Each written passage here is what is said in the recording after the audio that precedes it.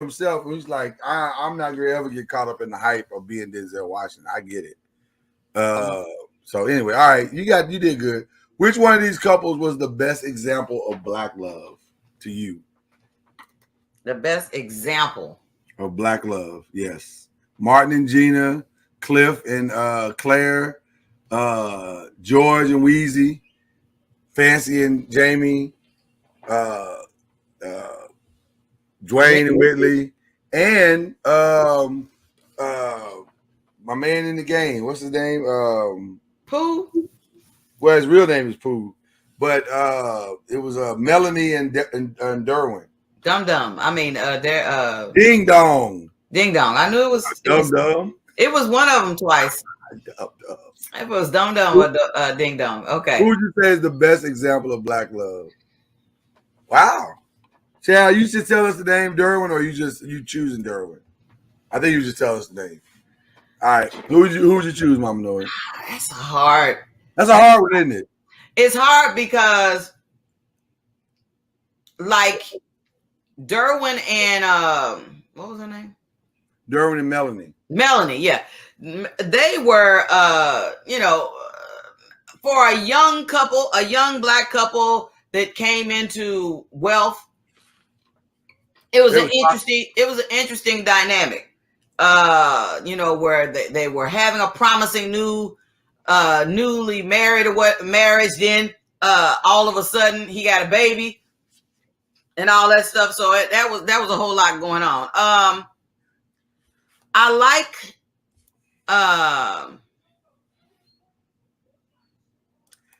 Cliff and Claire is what people would say is the obvious answer, but my problem with Cliff and Claire is that she kind of punked Cliff a lot of times. She punked him often. And I was like, I don't like that. I don't. Now,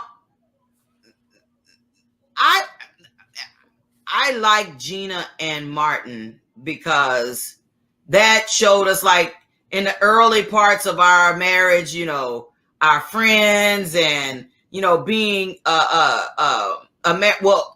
we didn't, live together like that. But I mean, for us being together before children came into the picture, and they went through things with family and friends and jobs and stuff like that. So that was realistic. It was some realistic stuff happening there. Yeah. I don't even know. I don't understand the dynamic of Fancy and Jamie, so I can't let them be in the equation. Well, I think their dynamic was co-workers, right? It started co-workers, and then then moved into friendship, and then they the attraction grew, and it just they became whatever. The only challenge that I have about their love is that it was there's such a level of immaturity that Jamie had. Yeah. You're just like, dude. I agree with and Fancy had some immaturity as well, but Jamie was so immature. Like, I couldn't. Dude. Yeah, it was hard. So many times she would just be like, what are we doing? And he'd be like, still just trying to be funny and stuff. And you'd be like, what is this? I think for me it's Dwayne and Whitley. I was gonna go that direction. I thought about that often. It was very I could relate to a lot, but Well, this is my opinion. You can tell me if you're gonna pick who you pick. Okay. But for me, Dwayne and Whitley, the evolution of their relationship and even the evolution of their marriage spoke to a process where you have to grow up. You have to learn to sacrifice. You have to learn to listen.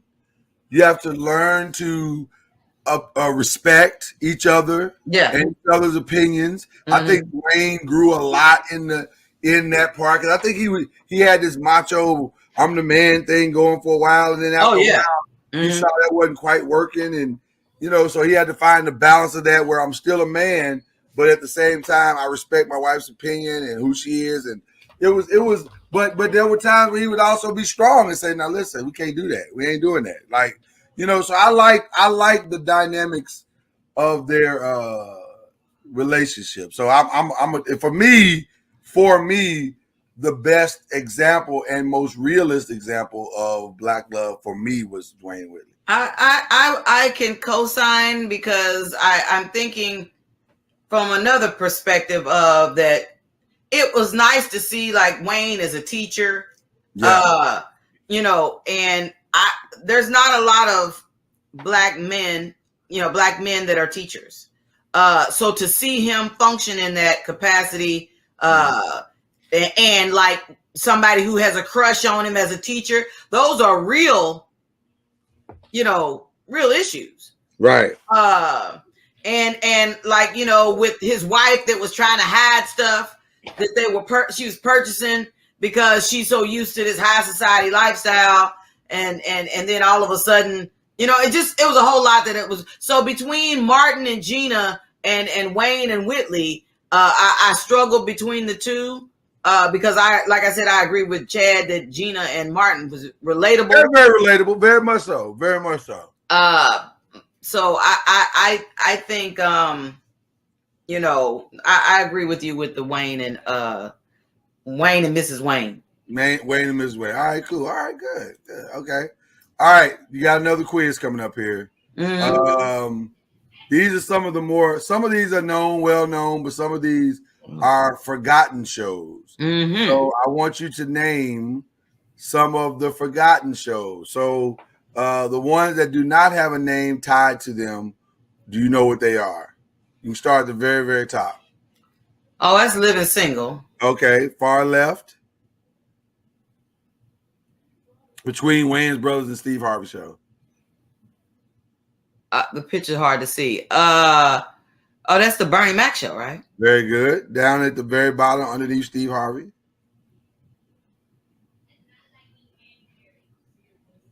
Oh, that's Family Matters. That is not Family. Well, which one are you looking at? The light-skinned little boy on the end. And I see Steve Urkel and your girl in the middle. How about the middle? Okay, that is Family Matters. I was talking about the one on the left, right underneath Steve Harvey. Oh, that's Sister to Sister. That is not Sister to Sister. No, I'm in the corner down there on the bottom. Oh, you're on the other side. Okay, I got you. All right. So that's Moesha. Yeah, Moesha. There you go. And then there's one left, the group in all white. I can't see who that is. I'm sorry. Let me give you another picture. Let's see. Try. It looks like Girlfriends. Well, it is Girlfriends. You did good. That's Girlfriends. You did good. All right. So now, of those 90s black sitcoms, which one was your favorite of all of those? Now you're including everybody back in now. Oh, it was Martin. Really? Over Cosby, over Fresh Prince, over everything. It was Martin. Because I never knew what to expect on Martin's show. It's like, that is very true. Is today going to be the day where it's all about Shanae and Gina? Gina lost the tickets and now she needs to get Shanae's help. Is this going to be the day that Shanae shows up and her favorite rapper is a kid from Kid and Play and is that going to be the day, or is this the day that we find out about Tommy's real job?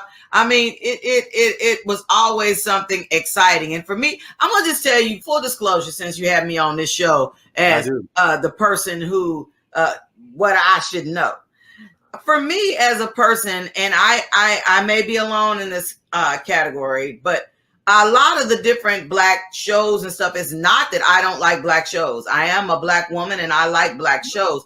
I just feel like that some of the shows deal with so much realistic content that it's really realistic to the point where it comes from a lot of depressive times, hard times and hard challenges and family stuff that's not in positive, not it's real, it's 100 and stuff like that. And I don't want to wrap my mind around all that. So if I'm one of the type of people that's like, if I have to escape to sci-fi, if I have to escape to cartoons or whatever it is, I'd rather have my mind where it's out in the outer space than so and so's daughter be whooping them with the extension cord. I remember extension cords. I remember belts. I remember an iron. My mom ain't never went to that extreme, but dang, I can, I got a friend who, and it's just like, so and so's son is on drugs. Oh man. Okay, I don't want to go. What's funny? That is a very powerful point that you're making, because I think a lot of times the Black plight is so great sometimes that when we see ourselves on the screen, some of those scenarios can be triggering for some of us, and it's like I pulled up this TV show to escape my reality, not to have it relived in real time, in my face. So I get that. I do understand. And to regularly do it, I need to be reminded that I was a child of a single parent. Regularly, I need to be reminded that, my brother this or my sister that. And you're like, dang, okay, I know it's true, but. Yeah. And so I think that's why a lot of us, maybe that's part of the reason why we do watch some and we don't watch others.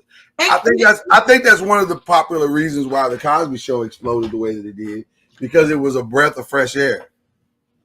See, Anthony Bruce, that's why you don't watch the drug show. I mean, it's like,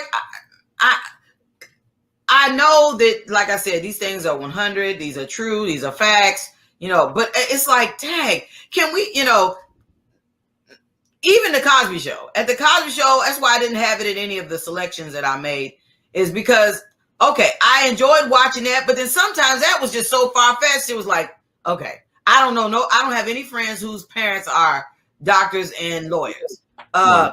I might have a friend whose mama's a lawyer or a paralegal.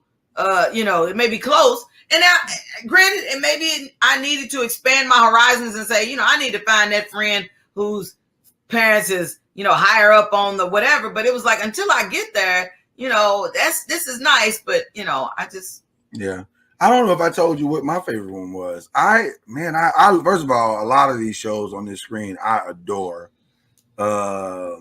just so much. They're so good. The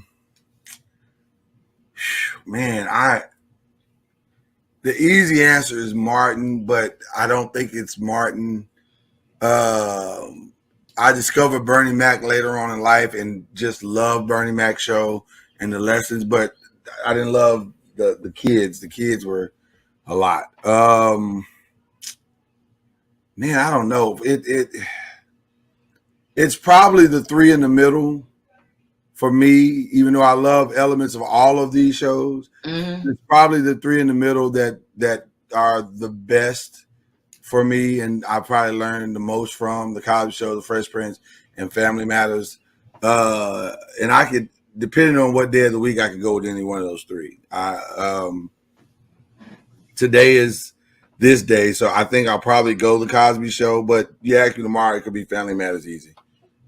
Well, and then I think about, Martin kind of reminds me of the modern day Flip Wilson show.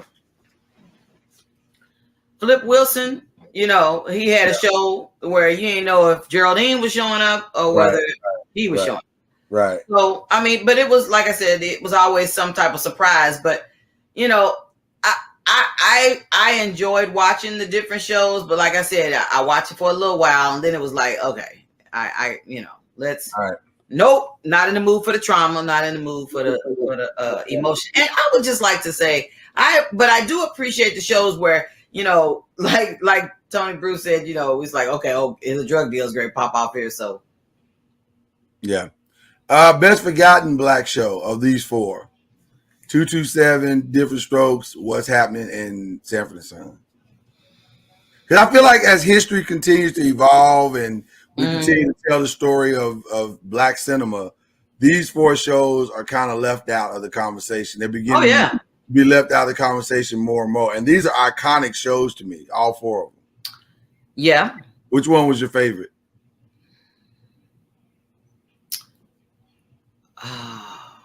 I'll just say this while you're thinking. I find myself watching Different Strokes more than the other three, but I do love the other three. I love What's Happening, although What's Happening had a lot of one. If you go back and watch it, man, there were a lot of uncomfortable moments on What's Happening. A lot of uncomfortable moments. Yeah. 227 to me was good, but it was just so different. And at one point, it just got way over the top with a lot of stuff. So I don't know. I like 227. I don't love 227. And then Sanford Son is just iconic in every way. So, but for me, I think the one I watched the most over and over again is Different Strokes.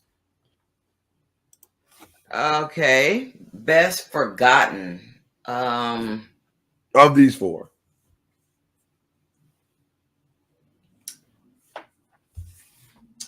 Okay, so What's Happening? Roger's mama was a single mom. Yes. But on 227, I don't remember Regina King's character's name, but well, she was the daughter. She was she was the daughter of old boy and she was oh God, what's her name on the show? She was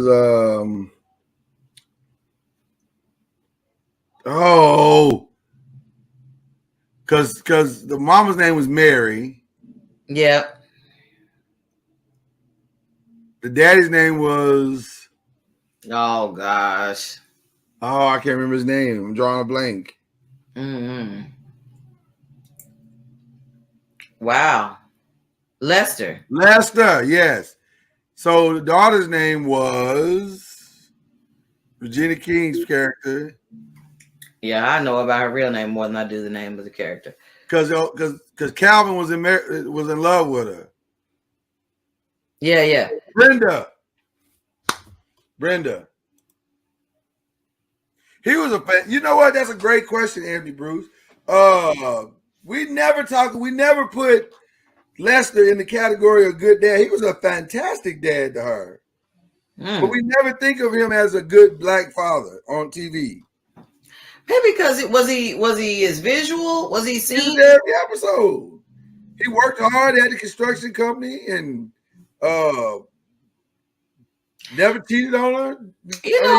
I will tell you, I really low standard, but when I used to think about Lester, I would say I thought about related him to my father. Mustache and so his look. Yeah, from his appearance. He had the iconic black 70s, 80s look. Yeah, right. So I thought of that, but I don't know if your girl's character was kind of annoying, but I know all the black dudes appreciated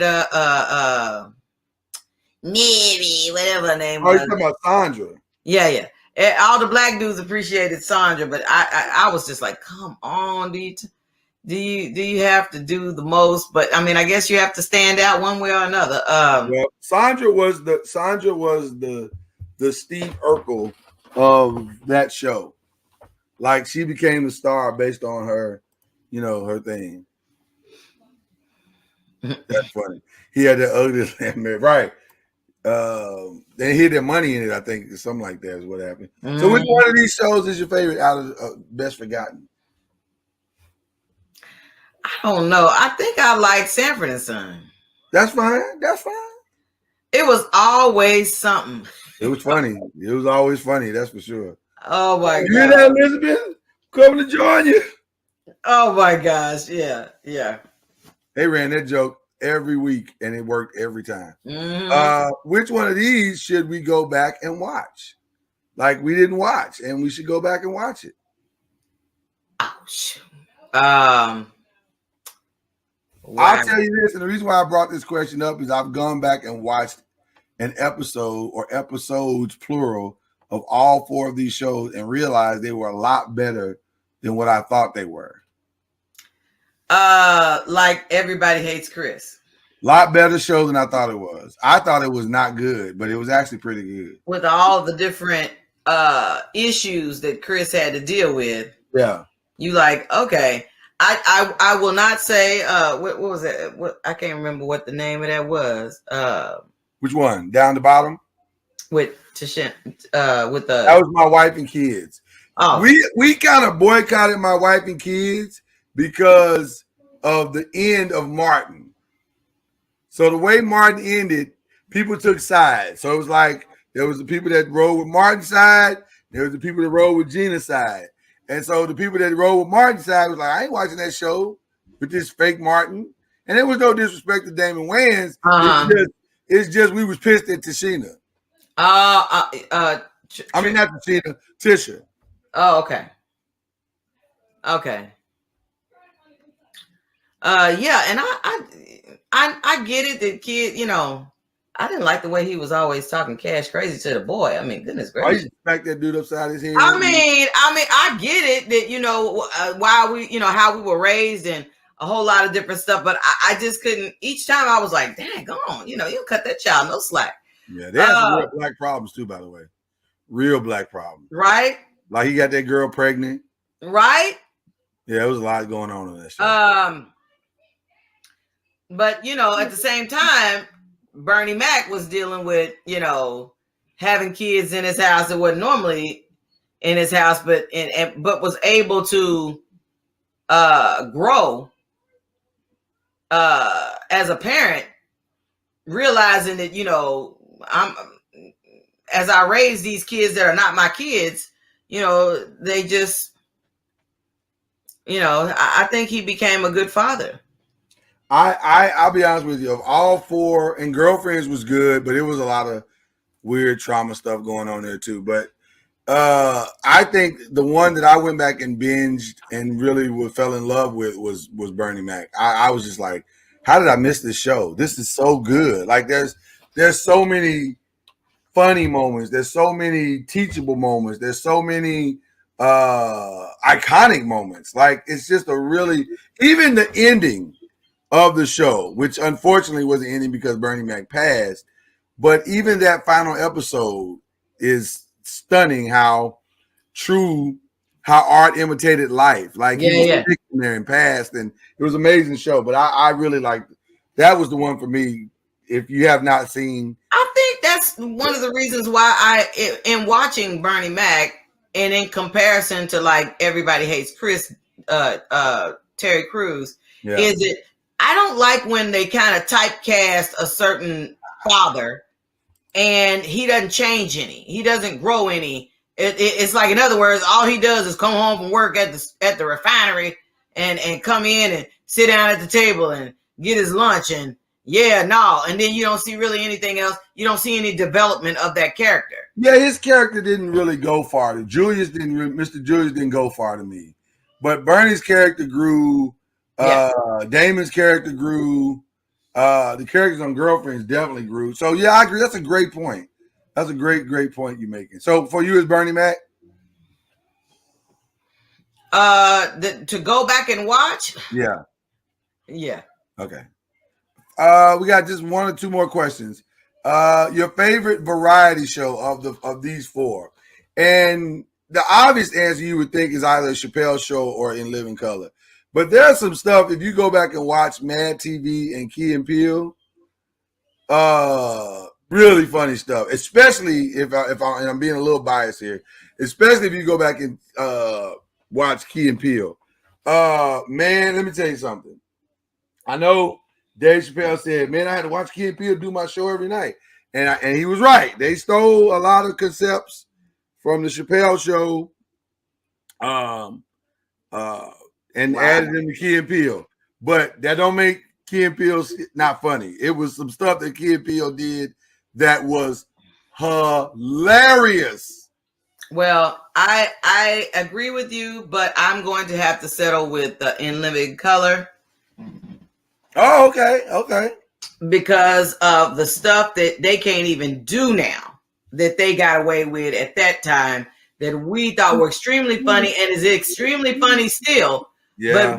But we'd have to go back and find those episodes, you know, those particular shows to be able to enjoy it. Because other than that, somebody coming out with it, matter of factly, they need to have it on in rotation somewhere. We need to find out where they are on. The irony is they tried to reboot it. They were like, let's do another version of it. And I was like, how?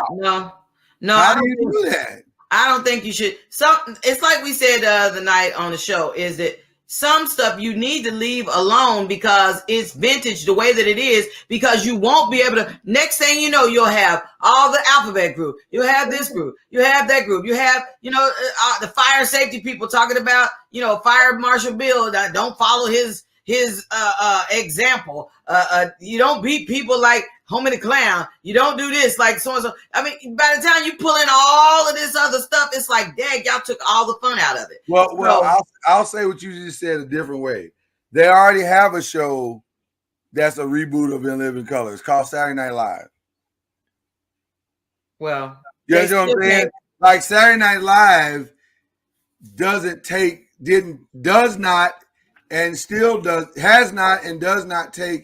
the same type of risk of comedy that In Living Color does. Now, they'll do it from a political perspective, and they'll push the envelope from that perspective on Saturday Night Live, but just really going for it and not caring who you offend, not caring who gets an attitude about it, that's In Living Color. And I agree with you, Kieta. I don't know how you do that without catching the wrath of every what they call it, every type of group that would have a problem. If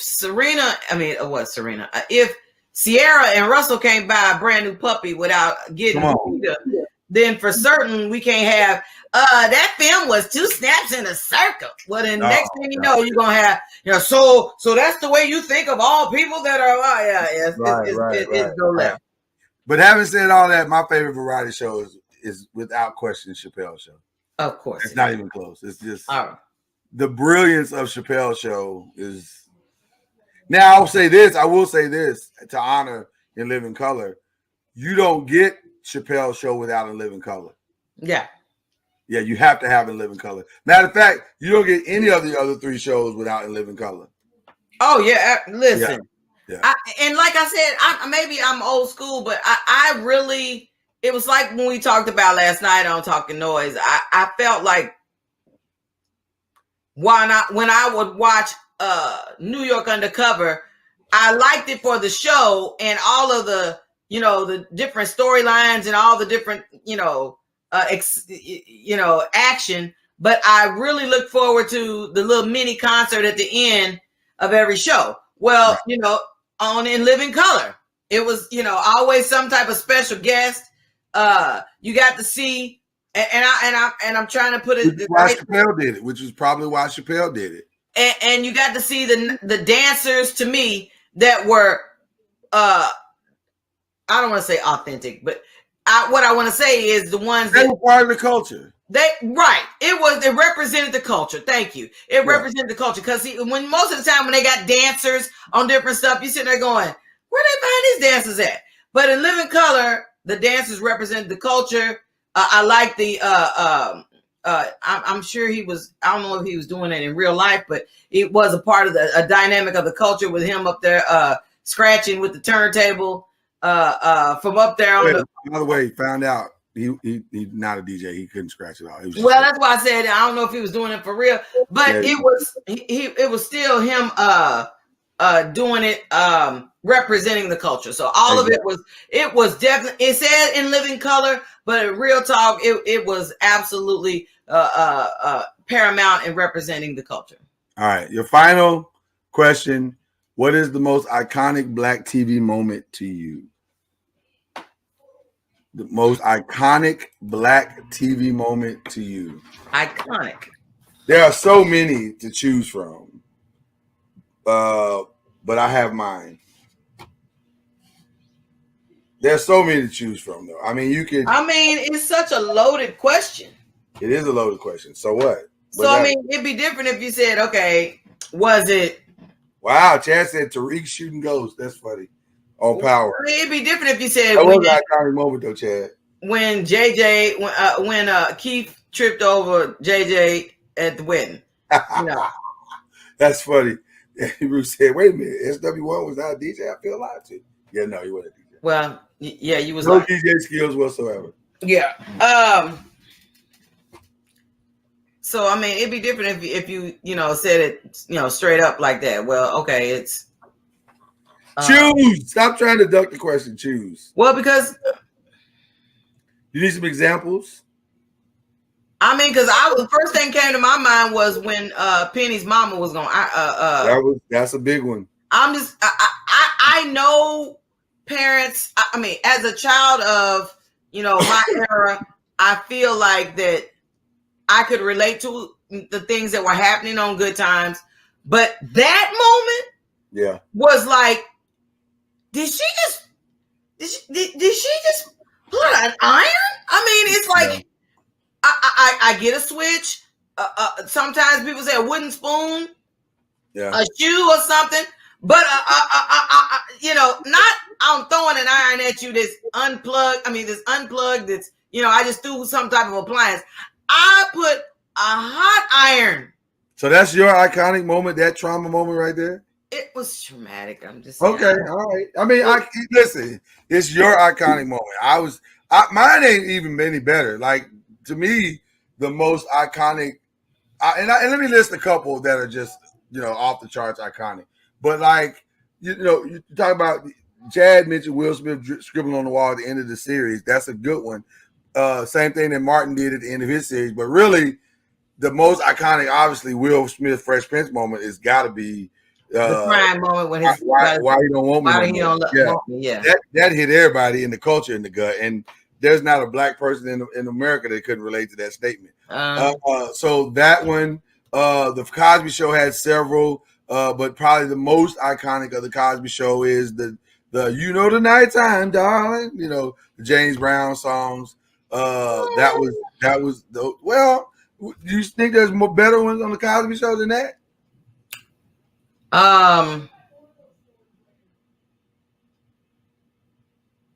That are bigger than that. I don't know about bigger, but that's what I'm saying. Good Times had many. To me, the Cosby moments big were when they did something wrong because it seemed like they were such perfect children. Yeah, and then all of a sudden, was it Denise's friend who had the pregnant friend? It was like bump, bump, bump. So who was played by Layla Rashawn, by the way. Right. So it's like, okay. Those are iconic too, because I mean, Denise getting married was crazy. That was a crazy episode. Vanessa coming home with the boy, with the new fiance was crazy. So those are iconic as well. I would say Good Times had many, like the iron, the elevator shaft, the most iconic probably a Good Time was James dying, obviously. But see, all those are traumatic moments. They are. But I'm just saying they were iconic TV moments. Oh my God! Yeah. Damn. I mean, listen. So those are big. The Jeffersons probably their biggest were. I don't know. They had some good ones. I don't know if you can call any of them. Well, they were all good. I don't know which one would be iconic. I don't know either. I don't know. That's a tough one with the Jeffersons. Trying to think of other shows that had iconic black moments. Different Strokes had.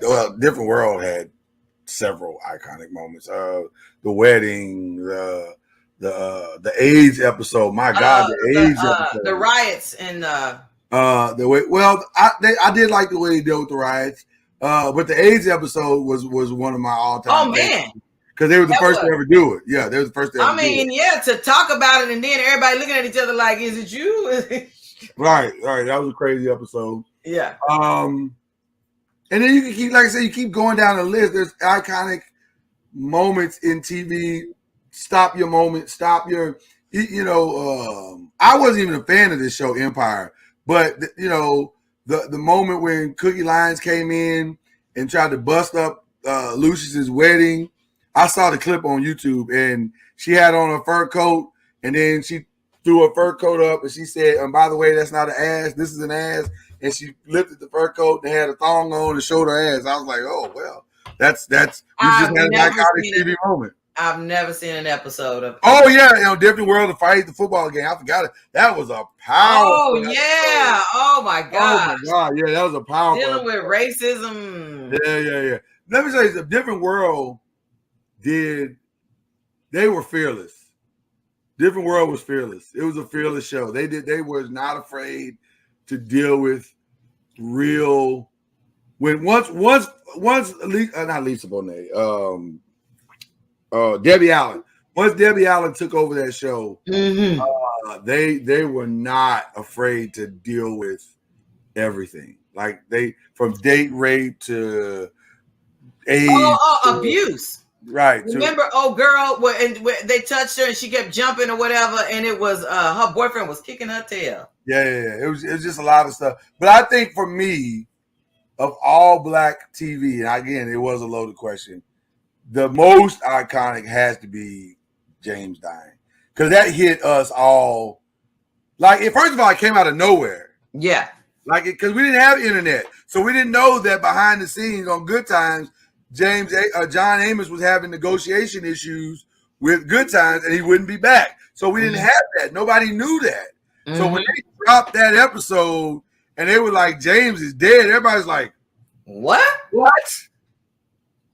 Yeah.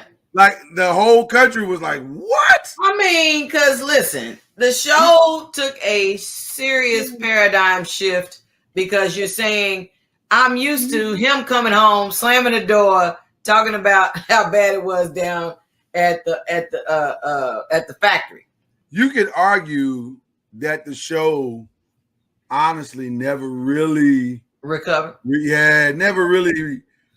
Even though with the episode that you're talking about with Pennies, the Iron, all that stuff came after James died. But I don't know. I don't know. Something was always missing. There was always a cloud hanging over the show after James died. It was. I didn't like it when the mama was trying to move on and date. I was like, what the? Yeah, that was uncomfortable, man. It was like so uncomfortable. That was. And then they tried to keep the show going. Like, in other words, without her, like, she's gone with her man down in blah blah blah, and now it's just Thelma and James. I mean, Oh yeah, I remember that when he gave little dude perm a whooping. Oh yeah, that was iconic too. That's funny. Yeah. But just trying to have the house move, the house with Michael, Thelma, and JJ, it was like, so you still gonna try to have good times with just the three of them? Yeah, to me it didn't work. And plus, he got out. Like, she had moved to Arizona. Well, how you just gonna get out and then leave the kids there? Right, and then wasn't. Like, you out, so why are you coming back? Got your man and gone. I'm sitting there saying, I'm granted they were grown, but I mean, so you trying to say, like, so we can keep the storyline going, we're gonna keep them in the projects and let you go on. Right. They didn't get out, but I got out. Yeah, I would say that for Family Matters. This is for the cool. The first time we saw Stephon Urkel and Babyface dropped the song "This Is for the Cool and You," that was a big moment. Family Matters had some iconic moments too. They had a bunch of iconic moments. Their most iconic moment on Family Matters was that little girl going up the steps and never coming back. Oh my gosh, you ain't never got that. I'm just saying they killed that little girl off. And by the way, the lady that plays Harriet, Mary Jo Payton, I think is her name. She said, "I will not do a remix of this show or a reboot of this show without Judy." The girl that went upstairs. Right, so Judy got to come back down them stairs from the dead. Right, as a grown ass woman, and that's gonna make no sense. Everybody will be like, "Judy, where you been? Huh? Up in the attic. She's child in the attic." Yeah, they got some explaining to do. Why they? Because it's funny that he was a cop, but they never investigated why Judy was missing. I mean, no type of investigation. I'm just saying. They might need to investigate them if they got children in the attic. I'm just saying, what's up? Where'd Judy go? Y'all had a whole child. Right. Sleeping and eating in the house, and all of a sudden she go. Okay. Mama Noise, I've talked to the blacks. They've been texting during the show. And you are now back in their good graces. I will no longer make a reference to you not loving black shows. I think you have made a compelling argument today, and I'm very proud of you. You have won back your blackness. I don't know why it was even gone in the first place. Well, you know, it made for good comedy. It's a sad commentary that you had to have a show. Hey, it made for good prove. Hey, it made for good comedy, and that's why. You go where the joke takes you. So there you go. But listen, I like the way we wrap this up. We'll no longer across the NOIZ media platforms ever have to question your blackness. No, but see, and then during talking NOIZ, you're gonna all of a sudden have a memory lapse. Nope. I'm putting it to bed. It's over. No more starting the show off with Mama NOIZ don't like black people. It's over. It's all over. You've reclaimed your blackness. I still do, family. You've heard it here first. So when Mr. NOIZ tries to stir up the pot and tries to say, put into question my ethnicity. Not your ethnicity, your loyalty. Yeah. And then old Crooked Chad in the chat talking about take a black card. Oh, Crooked? Well, that ain't right. Start threatening to take somebody's black card. No. There you go. Well, it is breaking news. It just happened. Reclaims sounds like something that I lost. Well, it was gone for a minute. It was gone.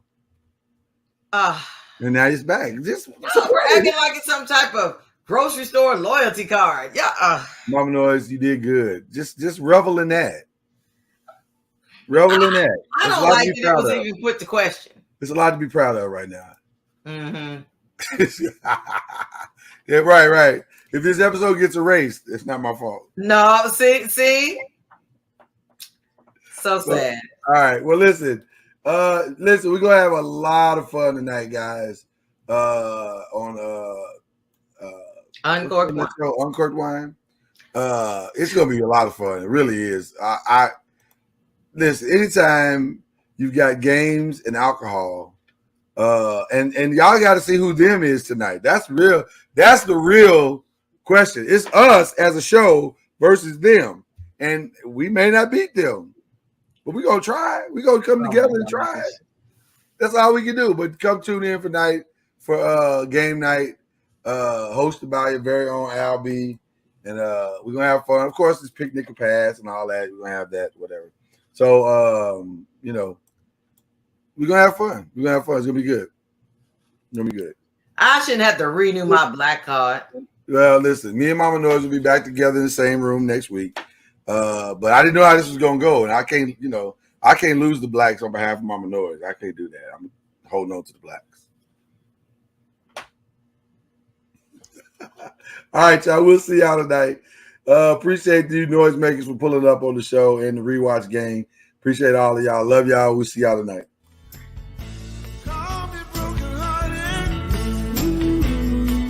You should have believed.